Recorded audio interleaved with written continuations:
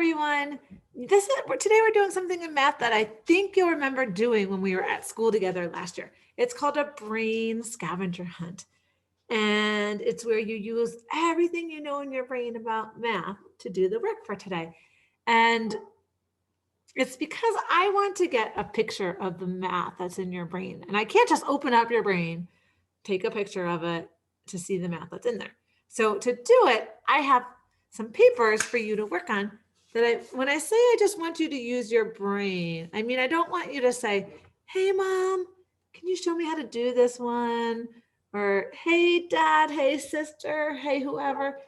What comes next here? I want you to think about what's in your brain. And if you don't know one, it's okay to skip it.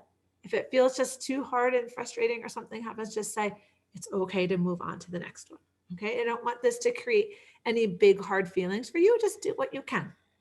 Okay, so we'll go through it together. And what we'll do is I'll explain the instructions to you, and then you can pause me, work on that section, start me up again. I'll explain the instructions again, work on a section, and we'll keep doing that until we finish the whole page. So I need to share my camera with you. Okay, so here we go. We're going to start up here. You can start with your name, and if you want to put the date, you can put the date. We'll do the first section here. Says fill in the missing numbers. So each line is different, okay? So this line says 42 something, 44. Each of these lines will get a number from you. So this one is in the 40s, right? Then this one starts with 78. What comes next? Then 80. What comes next? What comes next? What comes next? 84, 85. What comes next? What comes next?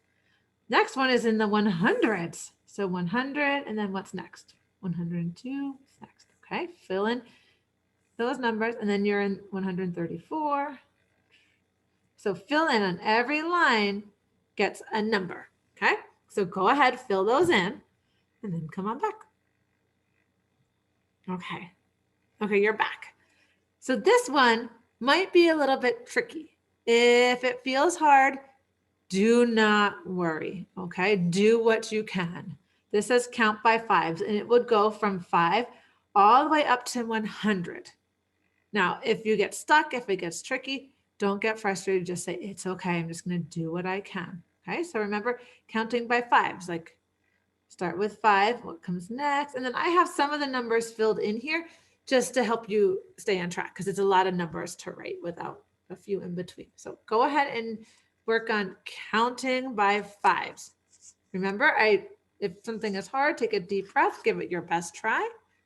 And it doesn't have to be perfect, right? It's okay to make mistakes. Okay, pause me, work on the fives. Okay, you're back for the next section. It says, make the number with base 10 blocks. So you'll want to get out your blocks. Draw a picture of it in the box. So if you need your blocks, you can build it. But since I'm not with you, I won't be able to see them. So if you want to just draw these, that's okay too.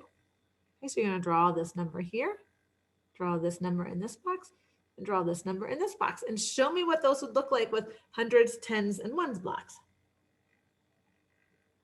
Okay, then we have one last page here.